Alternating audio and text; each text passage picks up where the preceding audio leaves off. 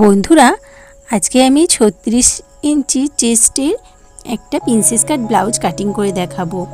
আমি লেন্থ নেব ব্লাউজটির 15 ইঞ্চি, সেখানে 16 ইঞ্চিতে দাগ দিয়ে নিচ্ছি। শোল্ডার নেব 5.5 ইঞ্চি, আর মোহরার যে স্ট্রেট লাইনটা সেটা নেব 6 ইঞ্চি।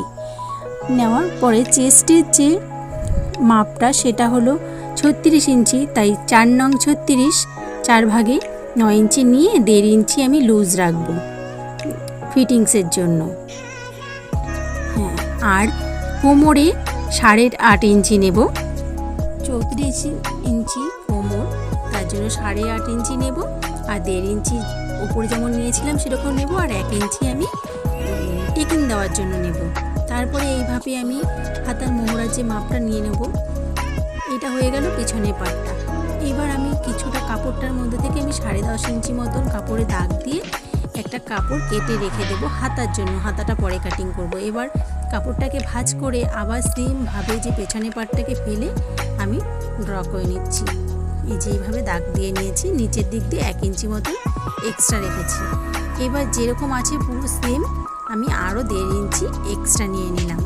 1.5 ইঞ্চি এক্সট্রা নিলাম কারণ টেকিংয়ের জন্য 1 ইঞ্চি নেওয়ার ছিল, তার জন্য 1.5 ইঞ্চি, মোট 2.5 ইঞ্চি টেকিংয়ের জন্য নিলাম।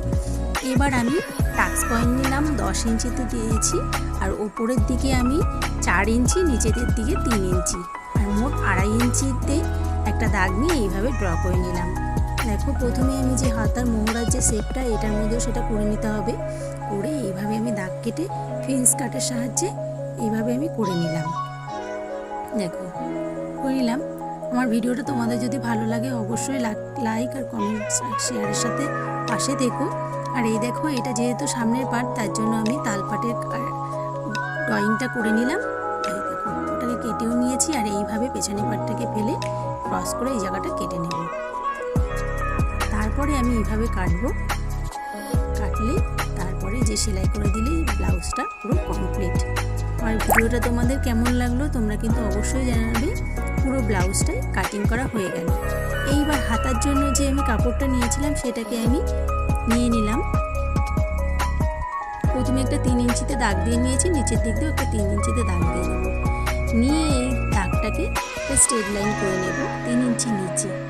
এবার আমার এখানে লাগবে আমার 7 ইঞ্চি। 7 ইঞ্চিতে একটা দাগ দিয়ে নিয়ে তারপরে হাতার মোহরার যা মাপ ছিল সেটা নিয়ে নেব। তোমরা তোমাদের মাপ অনুযায়ী নেবে, এইভাবে ড্র করে নেবে। করে আমার এখানে একটু কাপড়টা শর্ট পড়েছে, তার জন্য আমি এই কাপড়টা দিয়ে আবার একটু জুড়ে নেব। আমার ভিডিওটা তোমাদের কেমন লাগলো অবশ্যই কমেন্টস করে জানিও। সবাই ভালো থেকো, টাটা।